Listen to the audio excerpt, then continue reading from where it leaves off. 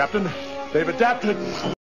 Welcome back to the Shipyard. Today we are talking about the Borg.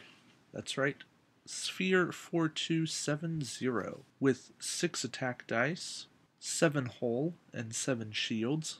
It is a very formidable ship, and the special ability that each time you attack with your primary weapon, you can divide your attack between 2 different ships, however you like, but you have to roll at least 1 die against each ship, makes it a very potent tool to take on fighters. With the recent ruling that the Borg are limited to only firing at range 1 to 2 with their primary weapon, and that they spin after they complete their move, meaning that they're only ever going to move forward or backward, they're less powerful than they were. However, the named sphere is still a great tool. Fighters are very powerful in the game right now, and the ability to go after a fighter token with maybe 2 dice, and then spend your other 4 dice inflicting damage on something else, or maybe go after 2 different fighters, 3 and 3, I think works very well here. So named sphere, worthwhile thing to take on. Generic sphere, potentially good, still at 38 points, something worth considering. 13 durability, 6 attack, hard to go wrong there. The problem is that it is very susceptible to focus fire. You're going to need a lot of things to get out of arc, and so that only works in a cross-faction environment. You need extra movement cards like Admiral Forrest, Refit Sulu, Engage, but Engage is very limited, essentially to your 1, 2, and 3 straight. So I would not count on that trick working for the Borg sphere. For captains, we have a tactical drone at 4 skill. At the start of the game, you get 4 drone tokens. When attacking, you may spend 1 drone token to choose any number of your attack dice and re-roll them once. Essentially, he is a built-in target lock. 4 times, target lock for free. That is a great ability. You can scan, you can do some other action, and you still have a target lock in your back pocket whenever you want it. Worth noting that it is a target lock that works against cloaked ships. Even more powerful now that cloakers are showing up now that Borg don't work at range 3. So, tactical drone was good back before, is even better now, so certainly worth taking along. For upgrades, we get several. First off, we have Borg Ablative Hull Armor. When defending, convert all of your opponent's crits into normal hits, and place all damage cards that your ship receives beneath this card. Once there's 4, discard this upgrade and all damage cards beneath it, and then your ship takes the rest. So essentially, it's 4 extra hits, costs you 10 points, very pricey, but kind of cool. The best application of this card is not on the sphere, it's on the tactical cube, especially the tac cube that gives you the discount to buy this upgrade. Not the best on the suggested format with the 50-point ruling, better in an unlimited game where you could go higher. We also have Borg Assimilation tubules. Action, disable this card and discard a drone token to target a ship at range 1 to 2. Steal a crew, a tech, or a weapon upgrade from the target ship even if it exceeds your ship's restrictions. Place a disabled token on the assimilated upgrade, and you can't target a Species 8472 upgrade with this action. I love it. If it wasn't so expensive, I think we'd see even more of it. Being able to steal cards circumvents a lot of protection mechanisms. A lot of protection is meant for stopping discards or disables. Nothing stops stealing right now.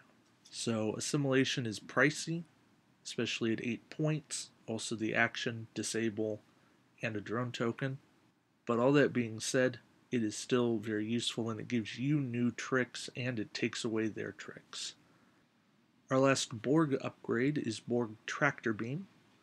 Action, target a ship at range 1, place 1 white Borg Tractor Beam token beside that ship and the corresponding green Tractor Beam token beside your ship. A ship with a white BTBT assigned to it follows these rules. As soon as they get it, they disable 2 of their active shields. If the ship was cloaked, remove the cloak token and raise all of the shields except for 2. While the ship has it, it cannot raise shields or cloak. During the planning phase, the owner may not select a maneuver whose number is greater than 2. At the End of the activation phase, if the ship is no longer within range 1 of the ship with the corresponding BT-BT, remove the BT-BTs from both ships. Berg Director beam. For 7 points, being able to disable 2 shields and slow your opponent's maneuvers down is pretty good. Still pricey, not something you're taking into a tournament, but it's potentially good. I like the possibility that this card presents. It gives you something that's very thematic, the ability to tether your opponent to yourself, especially if you can get in alongside them so that they can't shoot at you. You'll be able to mess with them a lot longer. It can be a good thing to mess with their game. Still, probably not a card I'm taking all the time. However, there's a very dangerous combo here, and that is the Cutting Beam. It's a weapon, 8 cost, range 1 only, but 10 attack dice. You must have the target ship held in a Borg Tractor Beam, so you attack, disable this card, and you roll 10 dice at them. Pretty darn nasty if you ask me. It's the only high attack die, and by high I mean 8+, that is not a discard.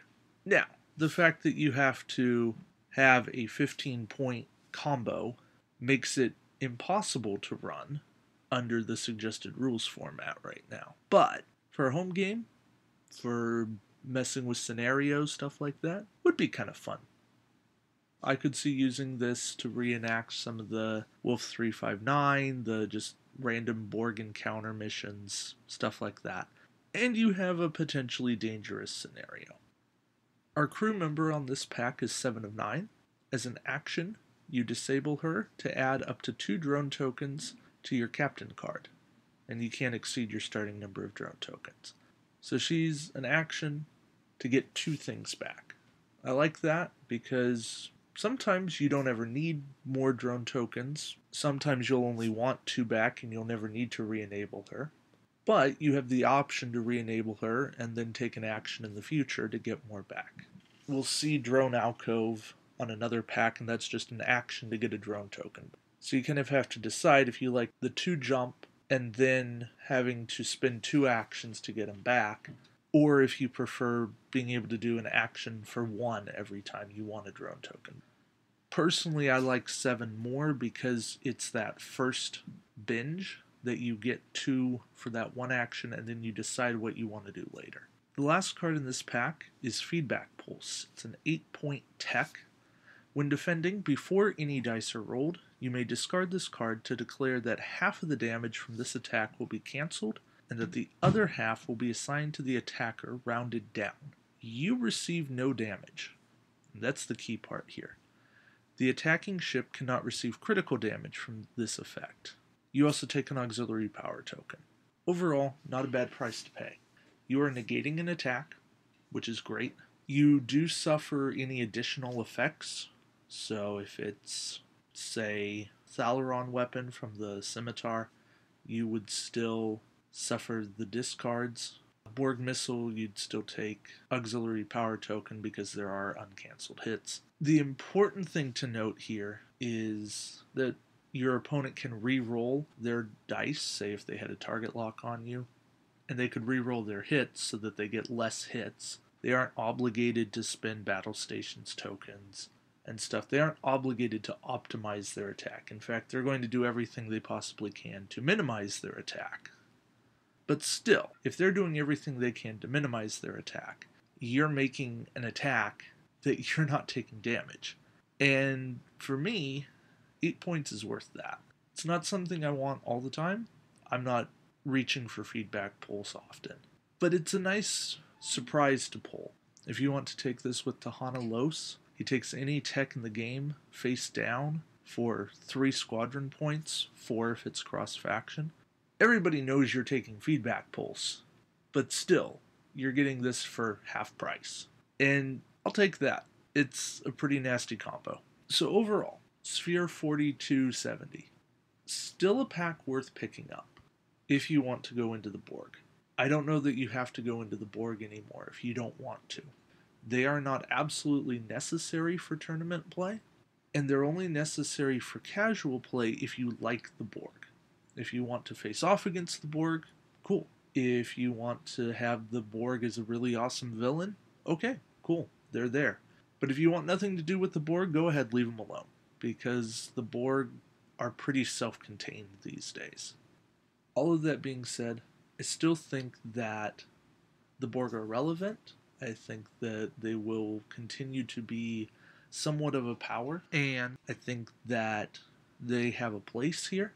Thank you for watching the Shipyard. I hope that you've learned how to better utilize something from the Sphere 4270 pack. Thank you so much for watching. I appreciate it. Like, subscribe, comment, and come back soon. We'll have more videos. Take care, guys.